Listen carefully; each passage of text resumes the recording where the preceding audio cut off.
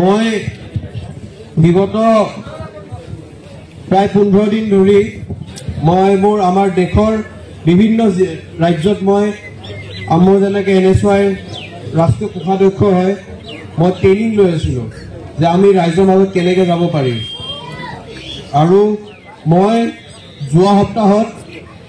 আছিলোঁ আমাৰ গান্ধীজীৰ অন্তিমটো আশ্ৰম যোনটো নাগপুৰত ৱাৰ্ধা জিলাত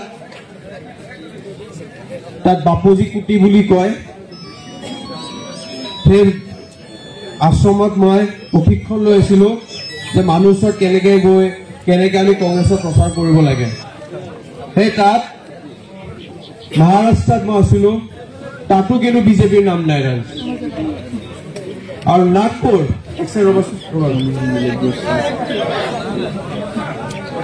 নাগপুৰ আমি চবে জানো যে তাত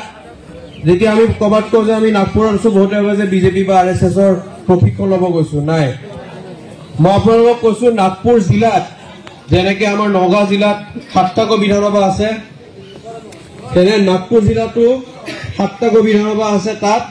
7টা ভিতৰত 5টা আমাৰ কংগ্ৰেছৰে আমাৰ বিধায়ক আছে তাত আৰু আমাৰ যদি নাগপুৰতে যদি আমি কংগ্ৰেছ কৰিব পাৰিছোঁ আমি ইয়াত সামগ্ৰীত বা আমি ৰূপই নোৱাৰিম নে নগাঁৱত নোৱাৰিম নে সেইকাৰণে কৈছোঁ এটা পঞ্চায়ত নিৰ্বাচনত আমাৰ নেতা ৰকিবুল হুছেইন ডাঙৰীয়াৰ নেতৃত্বত আমাৰ নেতা নুৰুল্লাহ ডাঙৰীয়াৰ নেতৃত্বত আমি যোনটো এতিয়া যুদ্ধ আৰম্ভ কৰিছোঁ